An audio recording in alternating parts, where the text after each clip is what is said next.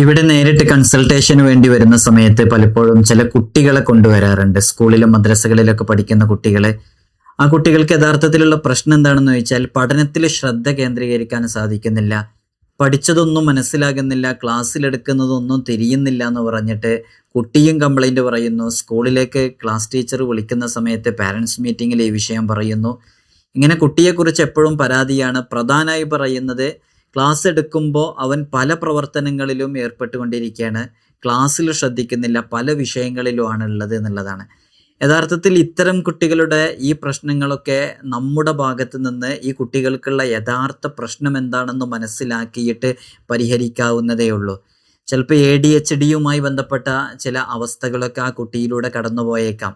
അപ്പോൾ അത്തരം സന്ദർഭങ്ങൾ നേരത്തെ മനസ്സിലാക്കിയിട്ട് നമ്മളതിന് വേണ്ടുന്ന രൂപത്തിലുള്ള ട്രീറ്റ്മെൻറ്റ് കൊടുത്താൽ തീർച്ചയായും ആ മക്കൾ ഭാവിയിലേക്ക് ഉപകരിക്കുന്ന നല്ല ബുദ്ധിശക്തിയുള്ള മക്കളായി മാറും എന്നുള്ളതാണ്. അപ്പോൾ പ്രധാനമായിട്ട് പറയുന്ന വിഷയം, ഞാനിത് പറയുമ്പോൾ തന്നെ നിങ്ങൾക്ക് മനസ്സിലാക്കാൻ പറ്റും, നിങ്ങളിൽ പലരും ഇതേ അനുഭവങ്ങളിലൂടെ കടന്നു പോകുന്നവരായിരിക്കും.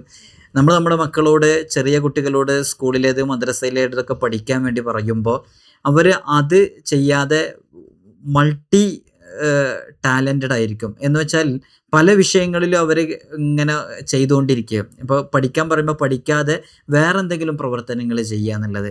അപ്പോൾ ഇത്തരം കുട്ടികളെ പൊതുവെ എല്ലാവരും കണക്കാക്കുന്നത് അവർ പഠിക്കാത്തവരാണ്, ശ്രദ്ധിക്കാത്തവരാണ്, മൂഢന്മാരാണ്, പൊട്ടന്മാരാണ് എന്ന രൂപത്തിലാണ് പൊതുവെ കണക്കാക്കാറുള്ളത്. പക്ഷേ അവർ യഥാർത്ഥത്തിൽ അങ്ങനെ ആയിക്കൊള്ളണമെന്നില്ല. ഈ കുട്ടികൾ എന്ന് പറഞ്ഞാൽ ഒരേ സമയം കുറേ കാര്യങ്ങൾ ചിന്തിക്കുന്ന കുട്ടികളാണ്. അസമാനമായ, അസാമാന്യമായ ഭാവനാശേഷിയും നേതൃഗുണവുമുള്ള കുട്ടികളാണ്. വളരെ പെട്ടെന്ന് ചിന്തിക്കാനും തീരുമാനമെടുക്കാനും അവർക്ക് സാധിക്കും.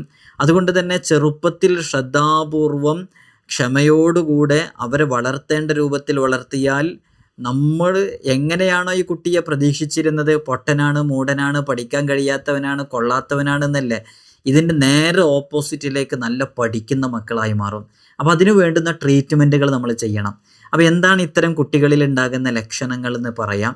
ഈ ലക്ഷണങ്ങൾ നിങ്ങളുടെ കുട്ടികളിൽ ഉണ്ടെങ്കിൽ പേടിക്കേണ്ട ആവശ്യമൊന്നുമില്ല. ഇത് പറയുമ്പോഴേക്ക് ഇതൊക്കെ എൻ്റെ കുട്ടിയിലുണ്ട് എന്ന് പേടിക്കാനല്ല. നമ്മളിത് മനസ്സിലാക്കിയിട്ട് ഇതിന് വേണ്ടുന്ന രൂപത്തിലുള്ള പ്രതിവിധികൾ ചെയ്ത് ആ കുട്ടിയെ നല്ല രൂപത്തിലേക്ക് വളർത്തിയെടുക്കാൻ വേണ്ടിയിട്ടാണ് പറയുന്നത്. അപ്പോൾ നിങ്ങൾക്കത് ഉപകാരപ്പെടുമെന്ന് മനസ്സിലാക്കുന്നു.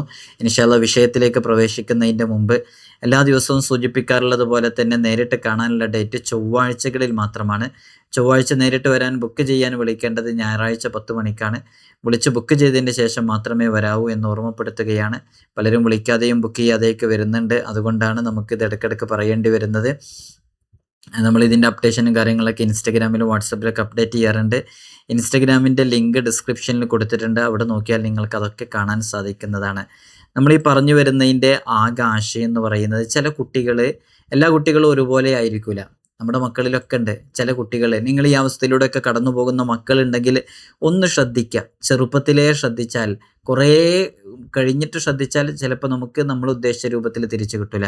അതുകൊണ്ട് വളരെ ചെറുപ്പത്തിൽ തന്നെ അത് ശ്രദ്ധിച്ച് നല്ലൊരു തെറാപ്പി അവർക്ക് കൊടുക്കുകയാണെങ്കിൽ തീർച്ചയായും അതിൽ നിന്ന് നല്ല മാറ്റങ്ങൾ അവർക്കുണ്ടാകും എന്നുള്ളത് ഉറപ്പാണ്. നമുക്കതിൻ്റെ അനുഭവങ്ങളുണ്ട്. അപ്പോൾ ഇത്തരം കുട്ടികൾ നല്ല കഴിവുള്ള കുട്ടികളാണ്. നമ്മൾ കഴിവില്ല എന്ന് വിചാരിക്കുന്ന ഇത്തരം കുട്ടികളിൽ ഉണ്ടാകുന്ന ചില ലക്ഷണങ്ങൾ ഞാൻ പറയാം. അത് പറഞ്ഞിട്ട് നിങ്ങൾ അതുമായി ബന്ധപ്പെട്ട് എങ്ങനെയാണ് അതിന് പ്രതിവിധികൾ ചെയ്യേണ്ടത് എന്നും ഓർമ്മപ്പെടുത്തുന്നുണ്ട്. നിങ്ങളത് പൂർണ്ണമായിട്ടും മനസ്സിലാക്കാനും പഠിക്കാനും നിങ്ങളുടെ മക്കളിലത് പ്രാവർത്തികമാക്കാനും തയ്യാറാവണമെന്ന് ഓർമ്മപ്പെടുത്തണം.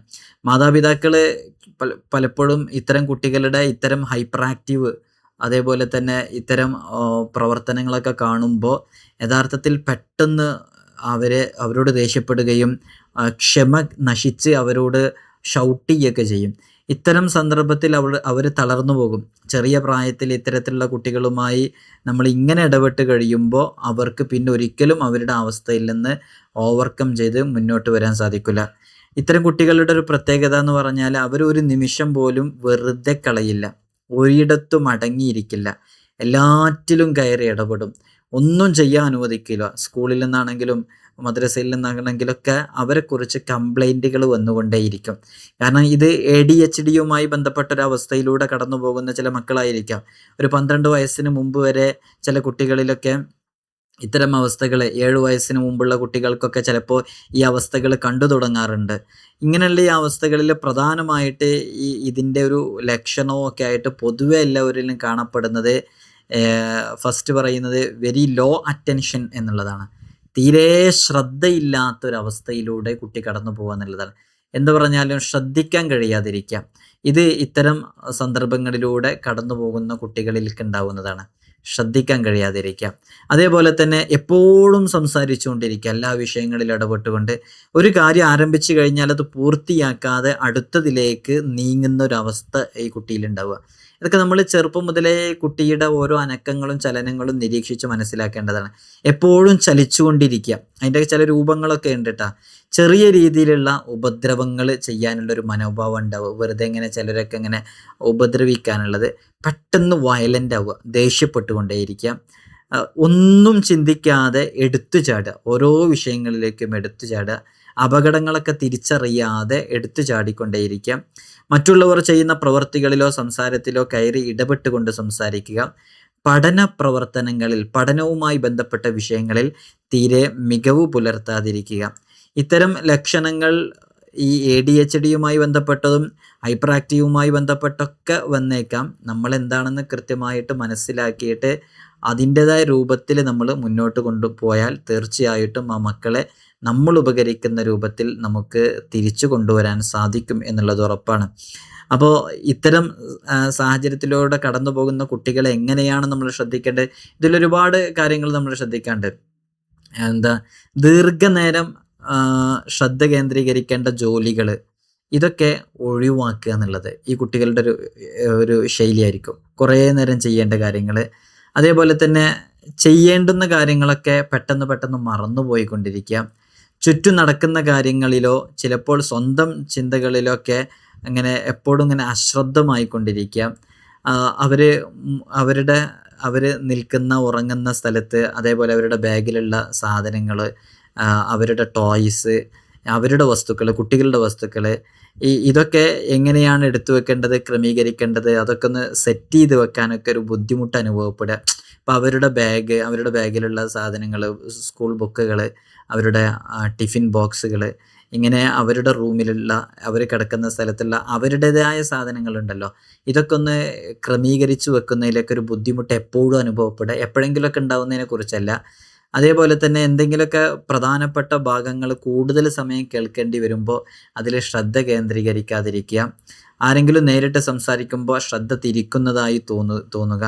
അല്ലെങ്കിൽ ചിലപ്പോൾ ചില ഉറക്കത്തിലൊക്കെ എഴുന്നേൽക്കുന്ന സാഹചര്യം, സ്വപ്നങ്ങളൊക്കെ കാണുന്ന സാഹചര്യം, ഇങ്ങനെയുള്ള ചില ലക്ഷണങ്ങളൊക്കെ ഇവരിൽ ഉണ്ടെന്നുണ്ടെങ്കിൽ ഇവർ തീർച്ചയായിട്ടും ഈ ഒരു ഘട്ടത്തിലൂടെ പോകുന്നവരായിരിക്കാം.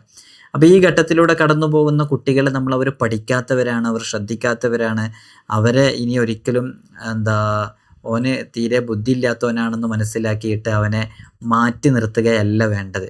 യഥാർത്ഥത്തിൽ അതൊരു അവസ്ഥയാണ്. ഈ അവസ്ഥകൾ പല കാരണങ്ങളാൽ പല കുട്ടികളിലും ഉണ്ടാവും. ഞാൻ അതിൻ്റെ പ്രധാനപ്പെട്ട കാരണങ്ങളിലേക്കൊന്നും പ്രവേശിക്കുന്നില്ല. ഇത്തരം കുട്ടികളെ നമ്മൾ എങ്ങനെയാണ് നല്ല രൂപത്തിലേക്ക് കൊണ്ടുവരിക എന്നുള്ള ഒരുപാട് മാർഗങ്ങളുണ്ട്.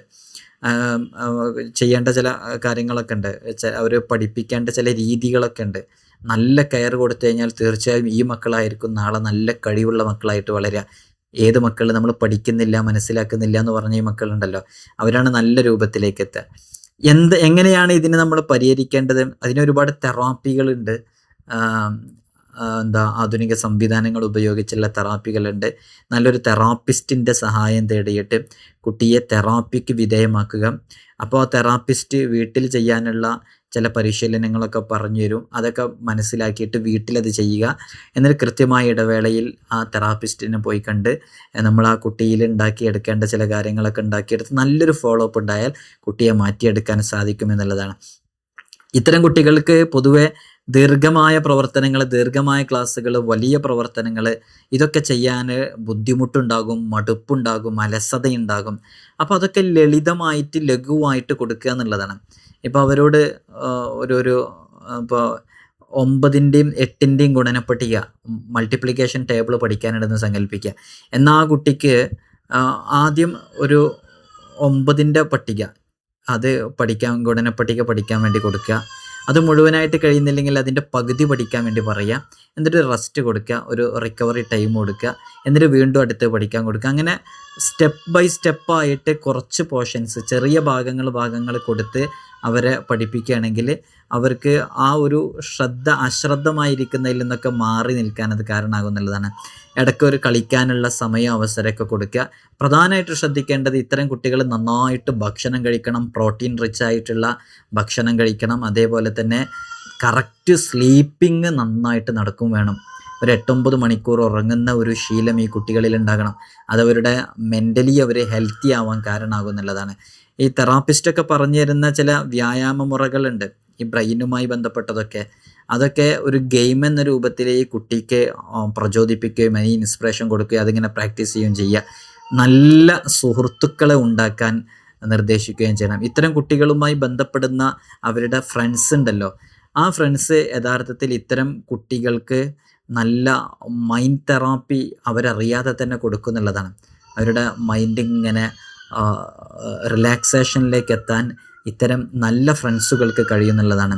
അത്യാവശ്യ ഘട്ടങ്ങളിലൊക്കെ ഇതുമായി ബന്ധപ്പെട്ട ട്രീറ്റ്മെൻറ്റിലേക്കൊക്കെ നമ്മൾ ഇറങ്ങണം.